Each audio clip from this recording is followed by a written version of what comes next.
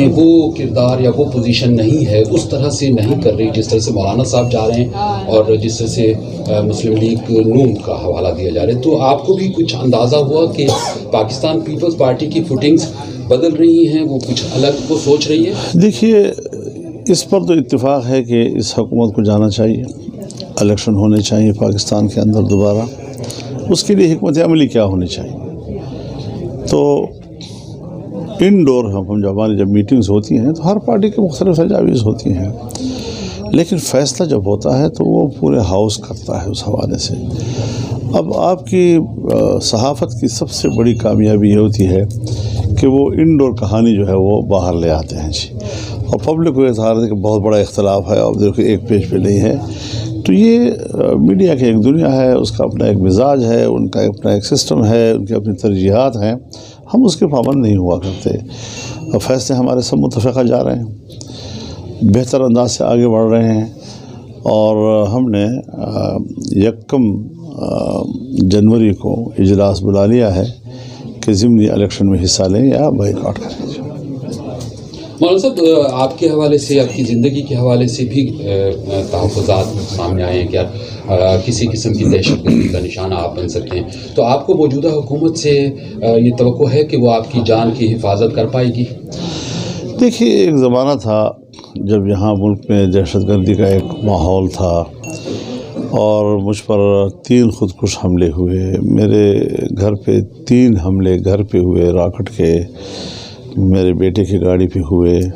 وہ سب دور گزر گیا ہے. پھر اس کے خلاف انہوں نے کہا کہ ہم دہشت گردی کے خلاف جنگ لڑ رہے ہیں. اس جنگ کی کامیابی کا اعلان کیا کہ ہم نے دہشت گردی ختم کر دی. ختم ہونے کے بعد اب کیوں دوبارہ پیدا ہو گئی ہے؟ کیا یہ ہمارے ان قوتوں کی ناکامی نہیں ہے؟ کیا یہ ان کا فیلئر نہیں ہے کہ جہاں ان کو ملک کی سلامتی کے لیے لڑنا تھا وہ سیاسی جنگوں میں مصروف ہو گئے، جہاں سرحدات پہ لڑنا تھا وہ سیاسی عمل میں مصروف ہو گئے، جنہوں نے دہشت گرد کو پاکستان کے اندر کا دشمن کہا اس کے خلاف لڑتے لڑتے اب دوبارہ وہ صورتحال بن رہی ہے. تعجب کی بات یہ ہے کہ ایک طرف ڈیرہ اسماعیل خان کی پولیس کہتی ہے ہمیں کہ ہم پر دباؤ ہے کہ فضل الرحمان سے جو سیکیورٹی ہے اس کی وہ کلوز کر دو جی.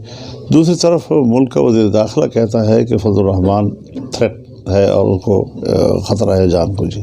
اب یہ تضاد، اس کا کیا حل ہم نکالیں، کہاں سے نکالیں جی؟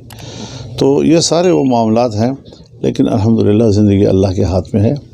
اگر انسان کے ہاتھ میں زندگی ہوتی تو آج تک میں نہ ہوتا. یہ جو میں ابھی آپ کے سامنے زندہ ہوں اور بول رہا ہوں تو یہ اللہ ہی کی قدرت سے ہے، اور آئندہ بھی وہی خدا موجود ہے. اس کی نہ طاقت میں کمی آئی ہے، نہ وہ ہماری حفاظت کرتے کرتے تھکا ہے. ولا یؤودہ حفظہما وہو العلی العظیم. شیرانی صاحب کو جب سے وہ سیاست کر رہے ہیں 3 قوتیں ہیں جو جہاں ان کو اس ایک بیان کی وجہ سے قبولیت ملی ہے، جس سے خود ان کا چہرہ جو ہے وہ واضح ہو رہا ہے.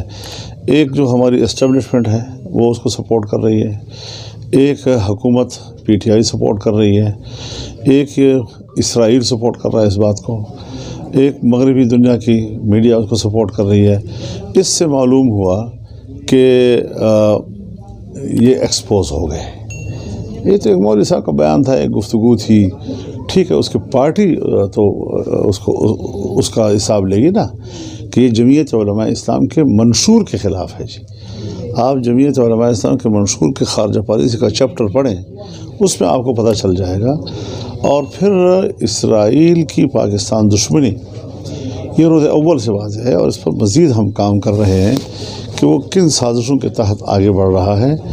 اور یہ بھی کہ امارات نے کیوں تسلیم کیا، یہ ایک دلالی کا اڈہ بنے گا، اور اسلامی دنیا کے ساتھ اسرائیل کے معاملات، ملنا جلنا، آنا جانا، دلالیاں کرنا، یہ امارات کے خطے سے اب ہوگا. تو اس قسم کے جو کٹ پتلی حکومتیں ہوتی ہیں وہ استعمال تو ہوتی ہیں امریکہ اور عالمی قوتوں کے لیے، اور اس کی بدنامی ان کا امت مسلمہ کو ملتی ہے. یہ عوام کی رائے نہیں ہے، یہ امت مسلمہ کی رائے نہیں ہے، یہ ایک وہاں کے بادشاہ اور ڈکٹیٹر کی رائے ہے، اور کٹ پتلی ڈکٹیٹر کی رائے ہے. تو اس کی کوئی حیثیت و اہمیت نہیں ہے.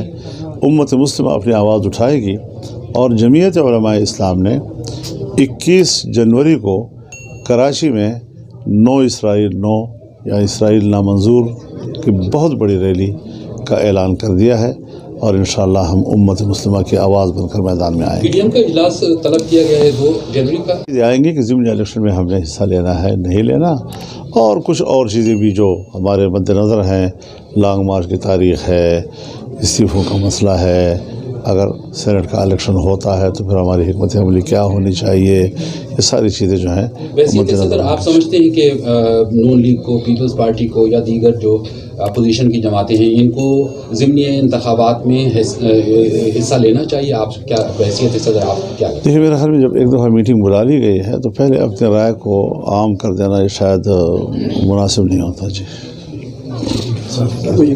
کیمرہ مین سے بولا کہ کیس جاوید قتل ہوا اور ابھی تک اس کی جو ہے، ہاں میرا تو یہ خیال ہے کہ یہ افسوسناک واقعہ ہے اور اس کی تفتیش ہونی چاہیے، تحقیق ہونی چاہیے، ان کو جلد انصاف ملنا چاہیے۔ اس طرح کے اندھے قتل جو ہے یہ روز روز جو واقعات ہوتے ہیں کہ ان کا کون موری وارث ہوگا اگر ریاست جو ہے وہ اس حوالے سے ان کی پشتپناہی نہیں کرے گی تو۔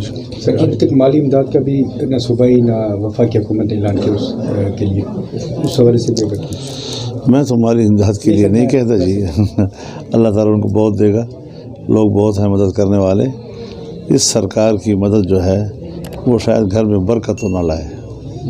اچھا PDM نے مختلف جلسے کیے، کیا حکومت کی طرف سے آپ کو قائل کرنے کی کوشش کی گئی ہے، کوئی لالچ وغیرہ دی گئی ہے؟ یہ جلسے خود بتا رہے ہیں کہ حکومت عمران کی ناجائز حکومت کے حوالے سے، نااہل حکومت کے حوالے سے، عوام دشمن حکومت کے حوالے سے ہمیں اب تک مطمئن نہیں کر سکی ہے، اسی لیے تحریک آگے بڑھ رہی ہے، اسی لیے تو پبلک کا جو اشتعال ہے وہ آگے بڑھ رہا ہے کہ یہ لوگ پبلک کو مطمئن کرنے کی صلاحیت سے ہی معروم ہے۔ اسٹیبلشمنٹ کے ساتھ بیک ڈور خبریں آ رہی ہیں کہ بیک ڈور رابطے ہیں، کوئی اس طرح کی بات ہے؟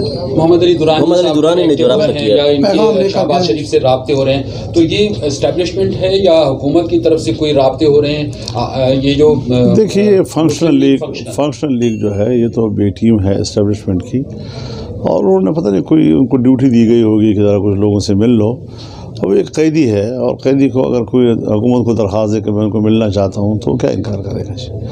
پھر ہمارے ملک میں آپ جانتے ہیں کہ ایک ٹریڈیشنز ہیں، کچھ ذاتی تعلقات کی بھی ہوتے ہیں، ہم ذاتی طور پر ایک دوسرے کا احترام بھی کرتے ہیں، تو اگر کوئی میرے گھر آ جائے گا کل اور مل لے گا تو اس کا یہ معنی تو نہیں ہے کہ ہمیں وہ کوئی قائل کر سکے گا، لیکن ملنا جلنا پاکستان کی سیاست میں رہتا ہے، چلتا ہے۔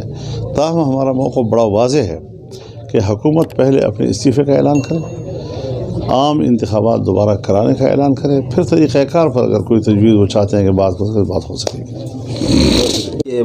سرنڈر کرتا رہو۔ یہ تھوڑا سا یہ تو بڑا تفصیلی جواب آنا چاہیے اس پہ کہ میں اگر ہوتا کہیں پہ ادھر تو میں کر بھی دے، یہ تو میں تو میرا تو نیازی بھی نہیں ہوں اور جنرل بھی نہیں ہوں۔ وہی نا، میں نہ جنرل ہوں اور نیازی ہوں کہ سرنڈر کروں۔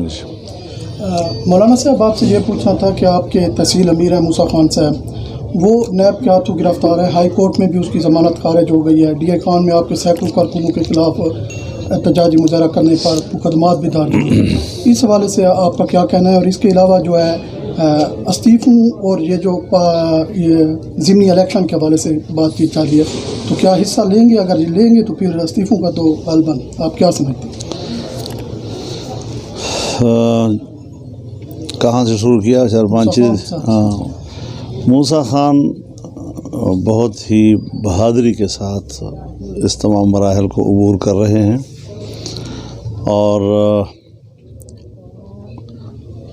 عدالت کے محاذ پر وہ نیب کو شکست دے چکا ہے، لیکن پس پردہ کچھ قوتیں ہیں کہ جو ہمارے خلاف یہ سب کھیل کھیل رہی ہیں، اور جمعیت علماء اسلام کی کل ایک عاملہ کا اجلاس ہوا تھا، اس میں میں تو شریک نہیں تھا، لیکن انہوں نے بالکل وضاحت کے ساتھ قوم کے سامنے اپنا کیس رکھ دیا ہے کہ نہ نیب ہمارا نشانہ ہے، نہ عدالت ہمارا نشانہ ہے، جو پیچھے سے پتھر مار رہے ہیں پھر وہی ہمارا نشانہ ہے۔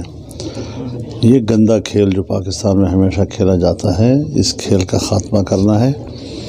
سیاست اور سیاست کے لوازمات، اس میں ایک जेल और कैदोबंद भी है।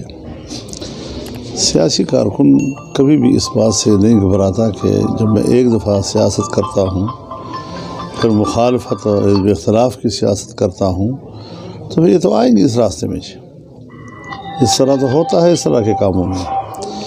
तो मैं तो उनकी बहादुरी पर उनको सलाम पेश करता हूँ और इंशाअल्लाह हर कारकुन इतना ही मजबूत है इस हवाले से, जमीयत उलमा इस्लाम हो या PDM की पार्टियाँ हों, बड़े इस्तिकामत के साथ इस वक्त वो इस महाज पर जंग लड़ रहे हैं। एक बातिल हुकूमत के ख़िलाफ़ जंग लड़ रहे हैं, एक बातिल निज़ाम के ख़िलाफ़ जंग लड़ रहे हैं, एक नाजायज़ हुकूमत के ख़िलाफ़ लड़ रहे हैं। और आपने देखा कि परसों तरसों इसी वज़ीर आज़म ने, जाली वज़ीर आज़म ने कहा कि मेरे पास तो काम की टीम नहीं है। कभी तो उसका आइडिया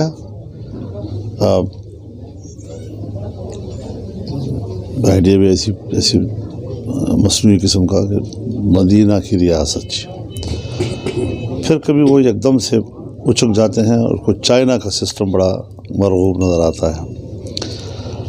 आजकल वो अमेरिका के सिस्टम को कहते हैं कि मुझे इतना मौका मिलना चाहिए कि मैं टीम तैयार कर सकूं।